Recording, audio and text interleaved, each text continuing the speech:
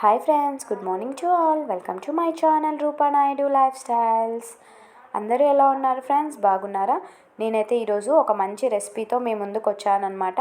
చాలామందికి కాసరకాయలు ఫ్రై ఎలా చేసుకోవాలి, అలాగే త్వరగా అయిపోతుంది. దీనికి ఎక్కువగా ఇంగ్రీడియంట్స్ కూడా అవసరం లేదు. జస్ట్ ఒక్క ఇంగ్రీడియంట్తోనే మనం ఫ్రై అనేది ఈజీగా చేసుకోవచ్చు అనమాట.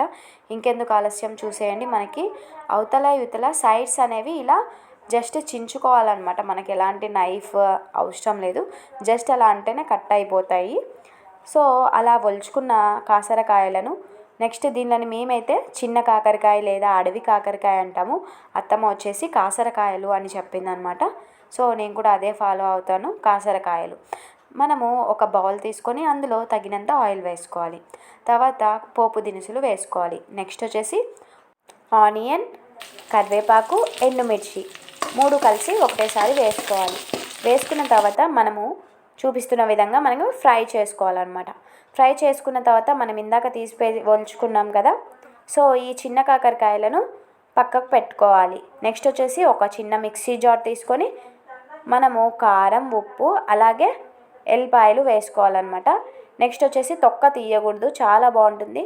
తొక్కతో వేసుకుంటేనే మనకి మంచిది. అలాగే 1 టేబుల్ స్పూన్ కొబ్బరి పొడి వేసుకోవాలి. నెక్స్ట్ వచ్చేసి మనము మిక్సీ పట్టుకోవాలన్నమాట. మీకు వీలుంటే రోట్లో కూడా దంచుకోవచ్చు. తర్వాత మనకి దగ్గరికి అయిన తర్వాత చిన్న కాకరకాయలను వేసి అలాగే పసుపుని యాడ్ చేయాలి. యాడ్ చేసి బాగా మగ్గనివ్వాలన్నమాట. మనకి మగ్గేది ఎలా కనుక్కోవాలంటే అంతా సిమ్లోనే మగ్గనివ్వాలి. నెక్స్ట్ వచ్చేసి మనం ఎలాంటి మూతను క్లోజ్ చేయకూడదు. ఎందుకంటే మూతను క్లోజ్ చేయడం వల్ల మనకి అవి మెత్తగా అయిపోతాయి. చూడండి, మనకి ఆయిల్ అనేది బయటికి వచ్చేసింది కదా. సో బాగా ఫ్రై అయిపోయాయి అన్నమాట. సో మనం ఇందాకలా మిక్సీ పట్టుకున్న మిశ్రమాన్ని మొత్తం వేసి కలుపుకోవాలి. మనకు ఎంతో హెల్దీ, టేస్టీ అయిన చిన్న కాకరకాయ ఫ్రై రెడీ అయిపోయిందనమాట. ఇది చాలా మంచిది. డయాబెటీస్ పేషెంట్స్కి అయితే ఇంకా మరీ మంచిది. సీజన్ వచ్చినప్పుడే ఇవి తినాలి. మనకి ఎప్పుడంటే అప్పుడు దొరకవన్నమాట. మామయ్య వాళ్ళకైతే అప్పట్లో పొలాలలోనే ఫుల్ కాసేవంట గెనాలకి. ఇప్పట్లో అయితే ఆ గడ్డలు ఉంటాయంట మనకి సేమ్ ఎలా ఉంటాయి, మన పొటాటో, రాడిష్ గడ్డలు ఎలా ఉంటాయో అలా ఉంటాయంట. దీనిలో వేర్లు వచ్చేసి మనకి చూడండి తీగలానే పారుతుంది. చాలా బాగుంటుంది. మీరు కూడా ఒకసారి తప్పకుండా ట్రై చేయండి. మనకి రైస్లోకి కానీ, రోటీలోకి కానీ, ఏ దాంట్లో కలుపుకొని తిన్నా చాలా అద్భుతంగా ఉంటుంది. నాకైతే చాలా ఇష్టము. తప్పకుండా ప్రతి ఒక్కరూ ట్రై చేయండి. అలాగే మీకు ఎంతమందికి ఇష్టమో నాకు తప్పకుండా కామెంట్ చేయండి ఫ్రెండ్స్.